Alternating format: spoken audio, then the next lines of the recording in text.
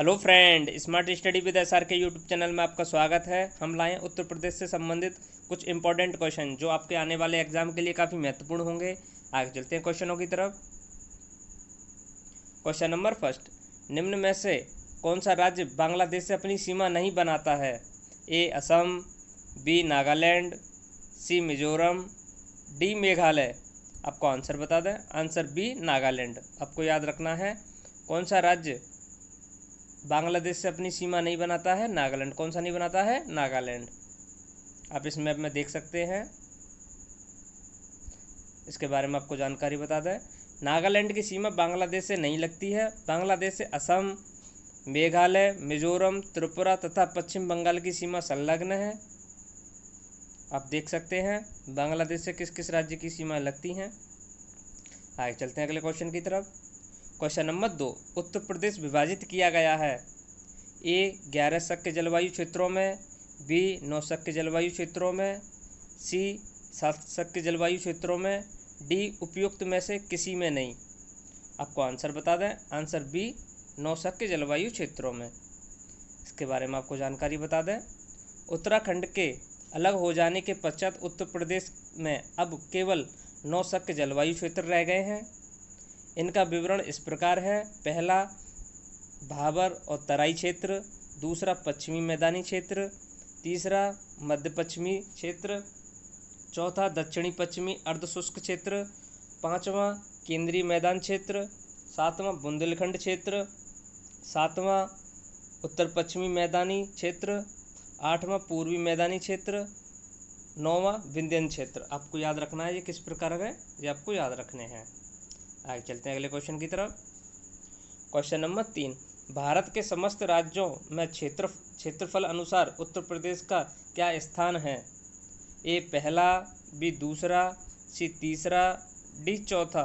आपको आंसर बता दें, आंसर डी चौथा।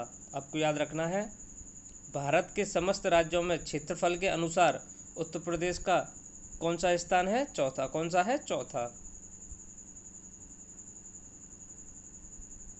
क्षेत्रफल के संदर्भ में भारत के शीर्ष 4 राज्य, राजस्थान पहले पर है, मध्य प्रदेश दूसरे, महाराष्ट्र तीसरे स्थान पर और उत्तर प्रदेश चौथे स्थान पर है। क्वेश्चन नंबर 4, उत्तर प्रदेश में जनसंख्या में दशकीय वृद्धि दर सर्वाधिक थी।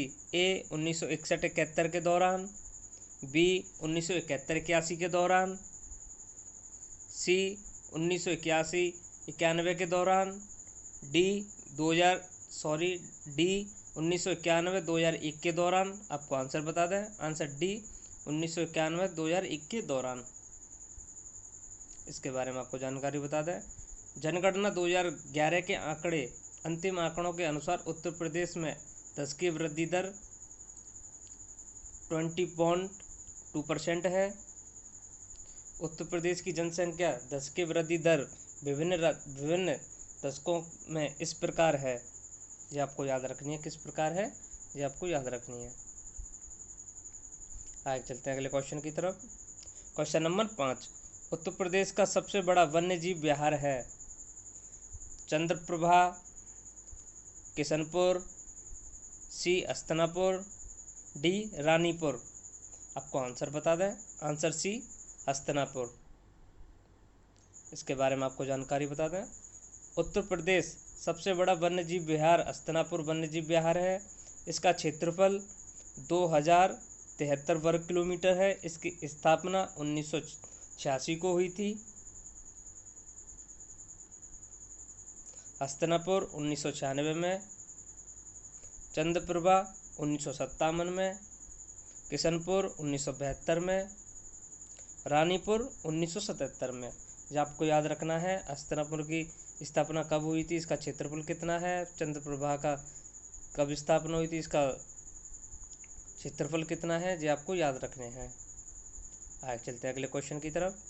क्वेश्चन नंबर 6, उत्तर प्रदेश में बब्बर शेर सफारी स्थापित किया गया है।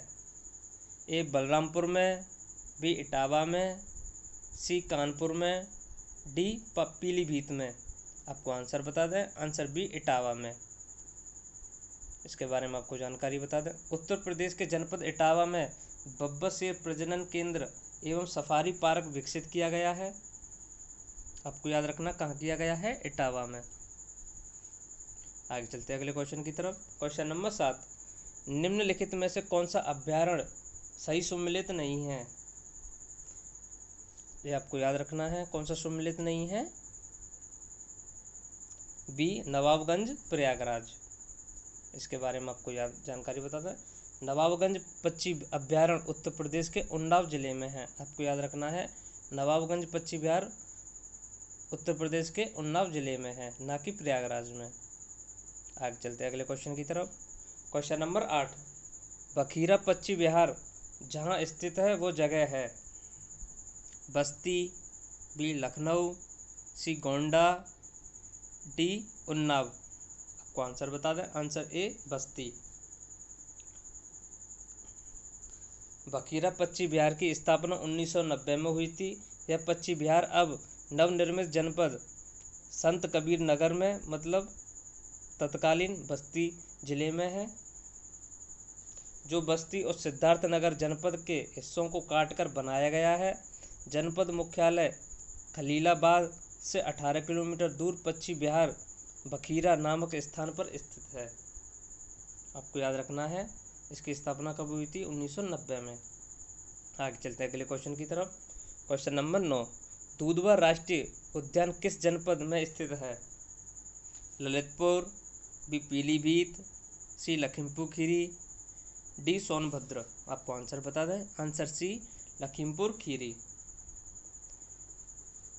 दूधवा राष्ट्रीय उद्यान उत्तर प्रदेश के लखीमपुर खीरी जिले में स्थित है।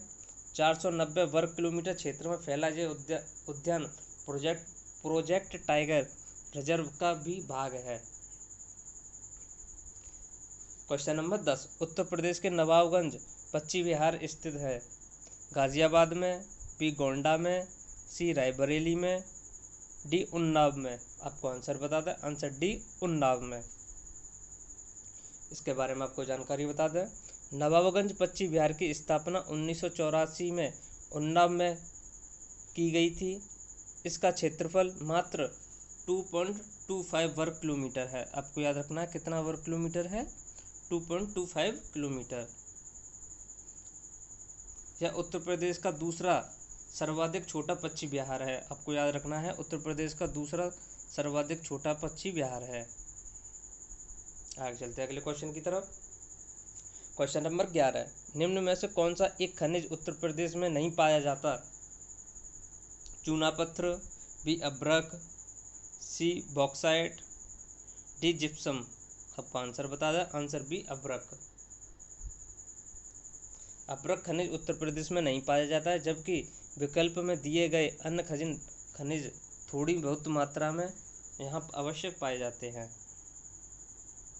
आगे चलते हैं अगले क्वेश्चन की तरफ। क्वेश्चन नंबर 12, उत्तर प्रदेश में पाए जाने वाले प्रमुख खनिज हैं? तांबा एवं ग्रेफाइट, बी लाइमेट स्टोन और डोलोमाइट, सी रॉक फॉस्फेट और डोलोमाइट, डी उपयुक्त में से कोई नहीं। आपको आंसर बता दें, आंसर बी लाइमस्टोन और डोलोमाइट। उत्तर प्रदेश में पाए जाने वाले प्रमुख खनिज लाइमस्टोन और डोलोमाइट वस्तुतः खनिज संसाधन की दृष्टि से उत्तर प्रदेश में निर्धन राज्य है।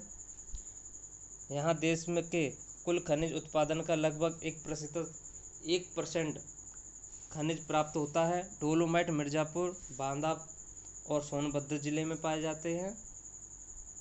उत्तर प्रदेश चूना पत्थर के संचित भंडार की दृष्टि से देश का दूसरा सबसे बड़ा राज्य है। सीमेंट श्रेणी का चूना पत्थर मुख्यतः मिर्ज़ापुर एवं सोनभद्र जिलों में मिलता है। आगे चलते हैं अगले क्वेश्चन की तरफ। क्वेश्चन नंबर 13, उत्तर प्रदेश के किस जिले में यूरेनियम के सीमित भंडार की खोज की गई है? A Banda, B Lalitpur, C Sonbhadra, D Hamirpur. आपको आंसर बता दें, answer B Lalitpur. Question number 14, Uttar Pradesh के कृषि उत्पादन बढ़ाने में कौन सा कारक सबसे अधिक प्रभावी है? उत्तम किस्म के बीजों का बढ़ता प्रयोग, बी कृषि सेवा केंद्रों का बढ़ता विकास, सी कृषि खाद साख सुविधा, डी किसान क्रेडिट कार्ड। आपको आंसर बता दें, आंसर बी उन्नत किस्म के बीजों का बढ़ता प्रयोग। क्वेश्चन नंबर 15, उत्तर प्रदेश की नई कृषि नीति में कृषि विकास दर निर्धारित की गई है। 2%, बी 3%, सी 4%, डी 5%। आपको आंसर बता दें, आंसर सी 4%। आपको याद रखना कितनी की गई है, 4%। 29 दिसंबर 2005 को उत्तर प्रदेश सरकार ने कृषि क्षेत्र को बढ़ावा देने के लिए नई नीति की घोषणा की गई थी, जिसमें 2020 तक कृषि क्षेत्र में 4% करने का लक्ष्य निर्धारित किया गया था। उत्तर प्रदेश कृषि नीति 2013 में कृषि क्षेत्र में 5.1% की वृद्धि दर प्राप्त करने का लक्ष्य दिया गया था। क्वेश्चन नंबर 16, भारत की कृषि योग्य भूमि का लगभग कितना प्रतिशत उत्तर प्रदेश में है? 20%, बी 15%, सी 17%, डी 19%। आपको आंसर बता दें, आंसर बी 15%। आपको याद रखना है कितनी है, 15%। कितनी है? भारत में कृषि योग्य भूमि के लगभग उत्तर प्रदेश में कितनी है, 15%। आगे चलते हैं अगले क्वेश्चन की तरफ। क्वेश्चन नंबर 17, उत्तर प्रदेश में परंपरागत भूमि मापन इकाई है।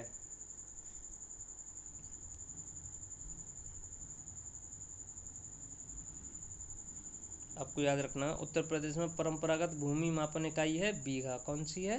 बीघा। उत्तर प्रदेश में परंपरागत भूमि इकाई का मापन है बीघा। कौन सा है? बीघा। आगे चलते हैं अगले क्वेश्चन की तरफ। क्वेश्चन नंबर 18, लाल मिट्टी किस जनपद में पाई जाती है? आपको याद, ए आगरा और मथुरा, बी एटा तथा मैनपुरी, सी मिर्ज़ापुर तथा झांसी, डी सीतापुर और बाराबंकी।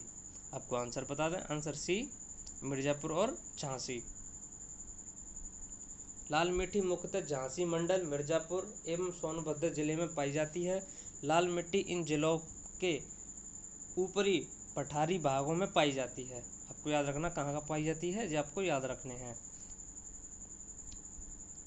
यह 2 प्रकार की होती है, परवा और रक्कर। परवा हल्की बलुई अथवा बलुई चिकनी होती है, जबकि रक्कर अपक्षरित मिट्टी होती है। ये आपको याद रखनी है। आगे चलते हैं अगले क्वेश्चन की तरफ। क्वेश्चन नंबर 19, उत्तर प्रदेश में खरीफ फसल बुआई होती है। ए जनवरी फरवरी में, बी अप्रैल मई में, सी जून जुलाई में, डी अक्टूबर दिसंबर में। आपको आंसर बता दें, आंसर सी जून और जुलाई में। आपको याद रखना है, उत्तर प्रदेश में खरीफ फसल की बुआई होती है जून और जुलाई में। आगे चलते हैं अगले क्वेश्चन की तरफ।